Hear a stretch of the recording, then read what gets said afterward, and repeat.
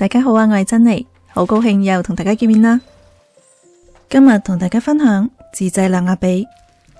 天寒地凍嚟一煲熱騰騰嘅臘鴨煲仔飯，好有過冬嘅 feel 啊！記得以前喺廣州殺臘鴨係用成隻鴨做嘅，問題係鴨肉面積大，局部冇醃製到位，好容易變質腥臭，所以我就改咗用鴨髀嚟做，食起身每一啖都係肉。存放方便，送朋友親戚都好睇啊！倒入清水浸泡鴨髀1小時，中途換2次水，主要係出一啲血水，減少鴨嘅腥味。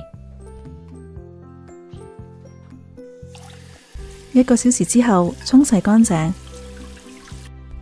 將啲毛掹咗佢。呢一個係艱巨嘅任務，因為毛太細，好難全部掹晒。盡量啦，用廚房紙擦乾淨水分，切咗肥嘅部分。呢度係鴨髀最後嘅部位，最難曬乾，必須嚟2刀。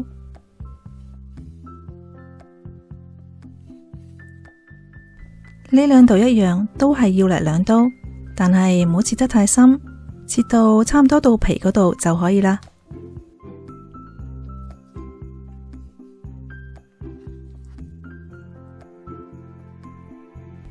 處理完之後，倒入玫瑰露酒60毫升。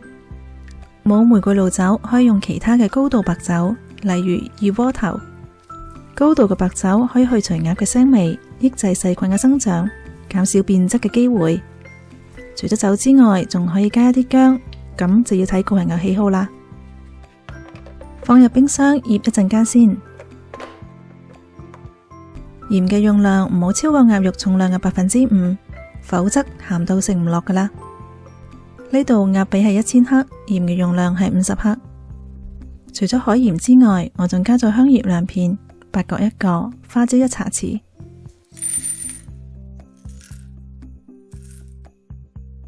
將呢啲香料仲有海鹽放喺平鍋入邊，開最低火炒香。我覺得加咗呢3種香料做出嚟嘅臘鴨更加香。如果你唔加，用海鹽都係可以噶。炒咗大概5分鐘，聞到好香嘅味道就可以出鍋啦。等啲鹽香料凍咗之後，戴埋手套，將佢倒喺鴨肉上面，用手多塗抹幾次，幫隻鴨做一個深度嘅按摩。醃製唔到位係鴨髀發臭嘅主要一個原因，所以要確保鴨髀嘅每一面每一寸肉都俾啲鹽醃到。整好之後放喺冰箱醃2日。第3日，將4個鴨髀放喺菜籃入邊，用啲重物壓喺鴨髀嘅上面，主要係壓啲水出嚟。放返冰箱再醃多1日。第4日，醃咗3日，基本全部入味啦。醃嘅時間唔好太短，太短嘅話，鹽只係停留喺鴨嘅表面，冇辦法滲入到鴨肉嘅內部。整走晒全部嘅香料，主要係方便烘乾。如果係直接曬嘅話，就唔需要啦。曬鴨髀頭3日最緊要，必須陽光普照。曬嘅時間根據各地嘅天氣情況。加拿大嘅魁省需要10到15天左右，室外溫度喺10到15攝氏度左右。曬唔到位係鴨髀發臭嘅另一個主要原因。如果喺曬嘅過程中遇到天氣唔好嘅話，可以用烤箱搭救，加快曬嘅速度。我屋企嘅烤箱最低溫度係170華氏度，所以只能夠設定170華氏度，用 convection 功能。烤嘅時間為1小時，每日操作1次。1小時之後關火，再焗半小時。晾曬嘅過程中最怕有昆蟲，尤其係烏蠅作竇。我見到亞馬遜淘寶都有曬魚曬蔬菜嘅網出售，英文名我打喺屏幕上面，僅供參考。呢次我用食物烘乾機嚟烘乾鴨髀，好處呢就唔受天氣影響，365日隨時可做。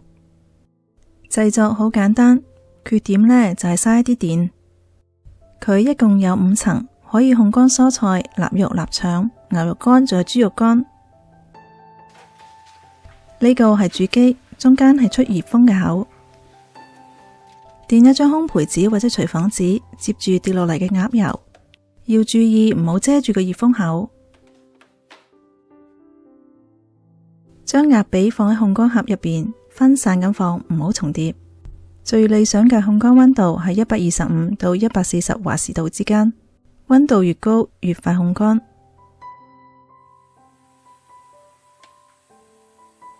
切至嘅時間2小時，溫度係160華氏度。而家鴨髀嘅水分比較高，所以一開始切嘅溫度高一啲。2小時之後，鴨髀出油，顏色開始加深。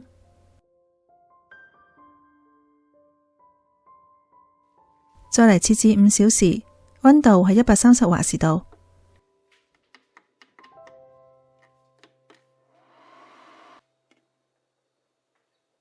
5小時之後，鴨髀繼續出油，呢個係正常㗎。用隻手撳一下，鴨肉開始收緊，將鴨肉翻過嚟，繼續切至6小時，溫度係130華氏度。第5日，琴日烘乾咗之後已經晚上9點啦，我就將烘乾嘅鴨髀放喺冰箱入邊。鴨髀一共用咗13小時就烘乾晒啦，顏色深，摸落去硬刮刮，好似脫水咁嘅狀態，體積比原來明顯縮細，咁就講明鴨髀做好咗啦。用棉繩將鴨髀掛起身，放喺陽光下面曬2日，咁樣臘味更加有風味。曬好嘅臘鴨髀用保鮮膜包起身，放喺冰箱嘅凍庫入邊，可以保存1年。今日天氣好好，開住個窗，等啲鴨髀吹吹風啦。我用臘鴨髀加咗一啲薑，做咗臘鴨煲仔飯。食嗰陣淋上熟醬油、芝麻油，仲有啲蔥花，臘香濃郁，酒香撲鼻。呢一餐我食得好開胃啊！除咗煲仔飯之外，仲可以做白蘿蔔湯、炆芋頭、炒大白菜。如果你有臘鴨更好嘅食法，可以留言俾我㗎。喜歡嘅朋友請幫忙點個讚，感謝你嘅收睇，我哋下期再見啦。